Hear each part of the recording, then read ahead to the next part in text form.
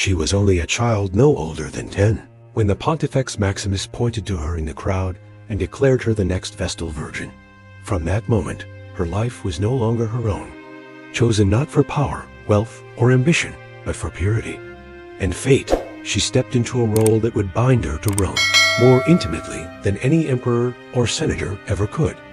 What made the Romans give their daughters to a life locked away in service to the gods? The choosing of a Vestal Virgin was a very serious and scary ceremony. The girl who would be picked had to be between 6 and 10 years old. Both her parents had to be alive and be Roman citizens. Her family could not have any shame or disgrace. She also had to be perfect in body with no marks or scars. She needed to be born from a real marriage that the law accepted. All of this was meant to show Rome's perfect cleanliness and goodness. The child would stand with other girls in a group.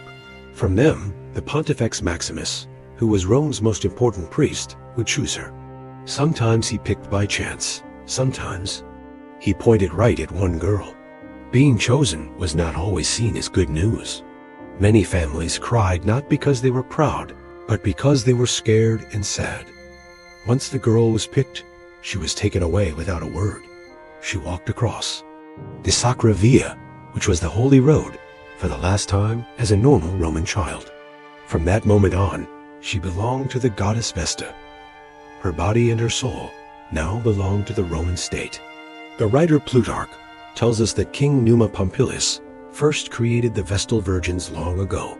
He gave them the job of watching over the sacred fire and chose them from the best Roman families. This was not just about religion. It was about the state and politics. It came with special ceremonies, respect, and the heavy weight of Rome's moral rules. The Vestals lived in the house of the Vestals, which was right next to the Temple of Vesta in the Roman Forum. There, older Vestals and priests watched over her every move. She would spend the next 30 years serving the goddess.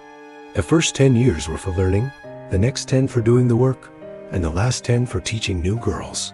Her jobs were not just religious, they were also political. The flame she had to guard meant Rome's endless life. Her purity was seen as a mirror of how good the state was morally. These girls were not held by chains or ropes. Instead, they were bound by laws that were stronger than any prison walls. Once chosen, there was no going back. She could never return to her home. She could never get her old name back. Most painful of all, she could never return to the life she once knew. To serve Vesta meant to change completely. She became a symbol, an icon of Rome's goodness.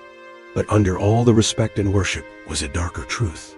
The city would honor her and pray to her, but only until she made one single mistake. The most important rule that controlled her was about her body. The promise of staying pure, made before the goddess Vesta herself, could never be taken back. For 30 years, a Vestal could not marry. She could not touch any man or let any man touch her. This was not just about religion. It was about keeping the state safe. Her body was holy and sacred. The purity it represented was not just personal. It was political and affected all of Rome. She was holy, but never truly safe. The Vestal Virgin wore special white clothes and was honored by all the people of Rome. But she lived not only under the gods' rules, but also under Roman law, which was harsh and never forgave mistakes. People respected her in public, but watched her closely in private. Her sacred nature was protected through methods that were more brutal than godly. What happened when even the most respected women in Rome did something wrong? The Vestals had to follow 3 main laws. First, they had to stay virgins forever. Second, they had to obey without question. Third, they had to guard the sacred fire and never let it go out. If they broke any of these rules, punishment came quickly and was often without mercy. If the eternal flame in the Temple of Vesta ever went out, it was not just seen as a mistake in the ceremony. It was a terrible sign that something bad would happen to Rome. When this occurred, the head Vestal could face private punishment. Sometimes this meant being whipped by the Pontifex Maximus, but always hidden from public view. This punishment was not just for show. It was brutal and meant to shame, carried out in complete darkness, often at night. This was done to hide the sacred woman from people's eyes. even as she suffered pain. Ancient writers tell us that when the sacred fire went out, the Vestals were sometimes beaten with sticks. This always happened in the dark, and they were never stripped naked in public. This shows the cold balance between keeping dignity in ceremonies while also using physical violence. Beyond physical pain, the mental isolation was constant and carefully planned.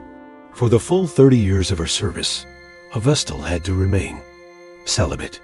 Her life was strictly limited to the Atrium Vestae, a hidden complex within the Ramon Forum. Her conversations were closely watched. She could not even speak freely with men. The smallest rumor of wrong behavior could start a full investigation by the College of Pontiffs. Once accused, a Vestal had almost no way to defend herself. Roman justice, in these cases, rarely believed. The person was innocent. To be a Vestal was not to be free from pain or fear. It was to live in a holy cage, worshipped at altars, and beaten in silence when rules were broken. The Roman Republic was proud of its law, virtue, and discipline. But when the symbol of that virtue, a Vestal Virgin, was believed to have broken her promise of staying pure, Rome's justice became silent, serious, and completely without mercy. It was a punishment so horrible in its calm ceremony that no blood was spilled, yet a life was ended all the same. What crime, in Rome, required being buried alive? The offense was called incestum, which meant a sacred violation or the ruining of Vesta's purity. If a Vestal Virgin was found guilty of breaking her vow of staying pure, the punishment was not torture or execution by sword. Instead, it was being buried alive while still breathing. This method was designed to avoid spilling holy blood. It was a bloodless execution, and it was saved only for Rome's most respected women. The execution of Vestal Virgins in 216 BCE remains one of the most detailed and tragic examples of Rome's justice. According to the historian Livy, 2 Vestals named Opimia and Floronia were condemned by the Pontifical College. They were charged with incestum, violating their sacred vows. Their trial was not held in public, and any defense they may have given has not survived in history.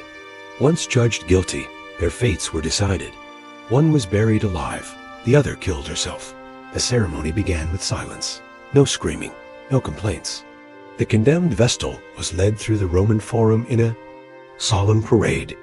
She was covered in white cloth, walked barefoot, and wore a veil over her face.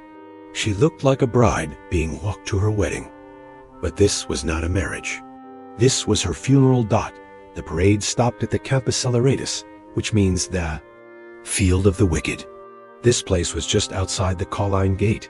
There, a chamber had already been dug into the earth. Inside were a bed, a lamp, bread, water, and milk.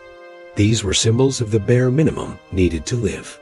They were put there so Romans could pretend that her death was not a killing ordered by the state. Romans insisted she was not executed, but left to the gods to decide her fate.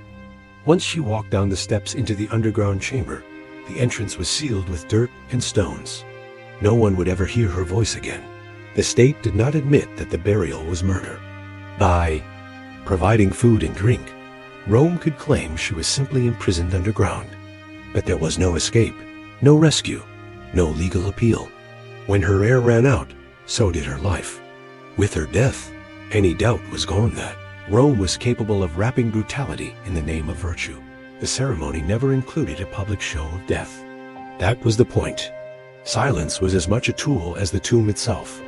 It was meant to erase the fallen Vestal from public memory. Her name, reputation, and life were sealed beneath the soil, never to be spoken of again.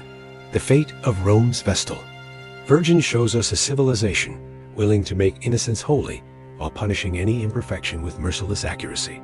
Respected as divine symbols, yet thrown away when accused, these women stood at the meeting point of religion, law, and power. They were buried not just beneath earth, but beneath the weight of empire. In the shadow of such ceremonies, we must ask ourselves, what does a society lose when it sacrifices humanity for the sake of purity? As the ancient historian Thucydides observed, the strong do what they can, and the weak suffer what they must. We should remember this lesson well and think carefully about what it means for us today.